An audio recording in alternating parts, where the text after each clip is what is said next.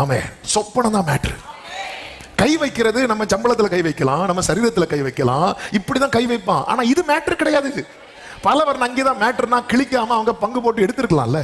ஒரு நாள் நான் ஒடுக்கிறேன், இன்னொரு நாள் நீ, அது அவங்களுக்கு மேட்ரு கிடையாது. ஆமே, உன் வேலையில கை வைக்கிறது சாத்தானுக்கு மேட்ரு கிடையாது.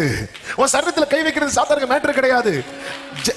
யோசேப்பு வரும்போது சகோதரர்கள் என்ன சொல், யார் வாரான்னு சொன்னாங்க தெரியுமா? சொப்பனக்காரன் வாரா. ஏரோது குழந்தைய கொண்டா நினைக்கிறீங்களா? ஏரோதுட்ட போய் கேட்கலாமா, நீ யாரப்பா கொல்ல போனேன்னா நம்ம கிட்ட சொல்லுவோம், பாவம் 2 வயசு கீழே உள்ள குழந்தைகளை கொல்றான். அவன் சொல்லுவான், நான் ராஜாவை கொல்ல போறேன்பா. ஆமா, உன்கிட்ட ஒண்ணு இல்லாம இருந்தாலும் சத்துரு உன்னை தொடர காரணம் என்ன தெரியுமா? நீ பலவர் அங்கி போட்டது மேட்ரு கிடையாது. நம்ம என்ன நினைக்க தெரியுமா? நான் ஒரு நல்ல ட்ரெஸ் போட்டுற கூடாது, உடனே நான் ஒரு நல்ல ட்ரெஸ் போட்டுற கூடாது, எங்க வீட்டுல கொஞ்சம் கறி மணந்துட கூடாது, உடனே.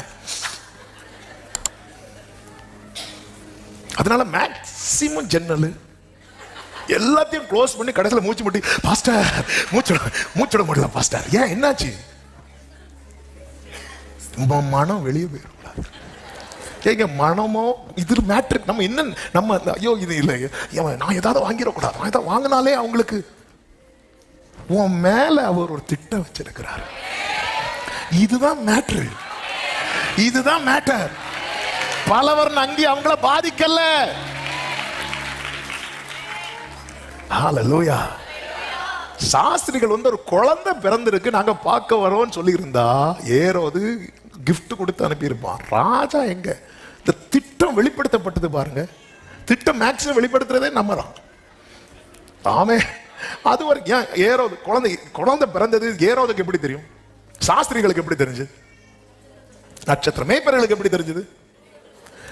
ஏரோதுக்கு எப்படி தெரிஞ்சது? நம்ம தான் வாட்ஸ்அப்லயும் போட்டோ அடிச்சு ஏரோதுகளுக்கு அனுப்பி விடுவோம்ல. அவ்வளவு பிரச்சனைக்கும் இன்னைக்கு இவங்க இப்படி பேசிட்டாங்க, அவங்க அப்படி பேசிட்டாங்கன்னு ஏரோதுகள்ல பிரச்சனை பண்றதுக்கு காரணமே யாருதான்? அவங்கள வீடியோ எடுக்கிறாங்க. இல்ல, இவ்வளவு பிரச்சனை எல்லாத்தையும் செஞ்சுட்டு ஒன்னும் தெரியாம பிள்ளையும் அதன் தாயையும் கண்டு பிள்ளையை வழங்கி திருப்பி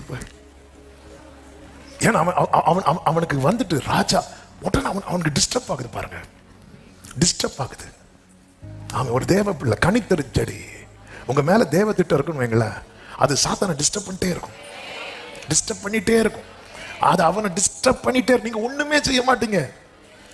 ஏரோதுக்கும் யோசேப்பு மரியாளுக்கும் என்னங்க சம்பந்தம்? அவங்க பாட்டுக்கு சத்திரத்துல கூட இடம் இல்லாம முன்னணியில கடத்தி வச்சு ஏரோதுட்ட மேட்ரு போகும்போது வீட்டுல இருக்கிறாங்க. ஒரு 2 வயசுக்குள்ள இருக்கும். ஏன்னா சாஸ்திரிகள் நட்சத்திரத்தை பார்த்து வர்றதுக்கு அவங்க பிளைட்ல வந்தாலே ஒரு நாள் தாண்டும். அவங்க ஒட்டகத்துல வராங்க, நடந்து வந்திருப்பாங்க. இப்படி 4 திசையிலிருந்து ஒரு குறிப்பிட்ட இடத்துல இவர்கள் கூடி ஒருமித்து வருகிறார்கள். டைம் எடுத்து மேக்சிமம் ஒரு 2. அதனாலதான் 2 வயசுக்கு உட்பட்ட குழந்தைகளை கொல்லுங்க அப்படின்னு சொல்லிட்டு ஏரோது என்ன பண்ணுவாருன்னா, மேய்ப்பர்கள் பார்க்கும்போது பிள்ளை முன்னணியத்துல இருக்கும், அது பிறந்த டைம் பார்த்தது. சாஸ்திரிகள் பார்க்கும்போது பிள்ளை வீட்டுல இருக்கு. அப்போ ஒரு மேக்சிமம் 2 அந்த காலத்தை எப்போ எந்த டைம் இந்த நட்சத்திரத்தை பார்த்தீங்க? அப்போ மேக்சிமம் பிள்ளைக்கு எத்தனை வயசு இருக்கும்? 2 வயசு இருக்கும். 2 வயசுக்கு உட்பட்ட குழந்தைய என்ன பண்ணணும்? நம்ம சண்டே ஸ்கூல் ஆனிவர்சரியில் எல்லாத்தையும் ஒரே டைம் முடிச்சிருவோம், இல்லைன்னா 2 வருஷம் வெயிட் பண்ணணும். அதனால தான் ஒரே இதை பார்த்துட்டு ஒரே டைம் எல்லாரும் நின்னாங்கன்னு சொல்லி முடிச்சிருவோம் எல்லாத்தையும். அவன் பார்த்தது குழந்தை அல்ல, அவன் பார்த்தது ராஜாவை. ஆண்டவரே, என் சகோதரர்கள் எனக்கு இப்படி பண்றாங்களே, இது வேற. சத்துரு அவர்களை பயன்படுத்தினார். ஆனால் என்ன விஷயம் அப்படின்னா, அவங்க போட்ட பிளான், அவங்க நினைச்சது ஸ்பாட்ல நடக்குது, ஆனா அவர் நினைத்தது ஃபியூச்சர்ல நடக்குது. இதுதான் ரேமா. அவங்க நினைக்கிறது ஸ்பாட்ல அந்த டைம் நடக்குது. எதுக்கு தெரியுமா? அவர் நினைத்தது ஃபியூச்சர்ல நடக்க. கொஞ்சம் யோசித்து பாருங்க. யோசேப்பு எங்க போய் ஆகணும்? எகிப்துக்கு போய் ஆகணும். சகோதரர்களும் எங்க போய் ஆகணும்? எகிப்துக்கு போய் ஆகணும். கர்த்தர் யாரை முன்னாடி அனுப்பினார்? யோசேப்பை. இன்னைக்கு நாம நடக்கிற பாதையில நாளைக்கு கொஞ்சம் பேர் நடக்க வைப்பார். ஆமே, அல்லேலூயா.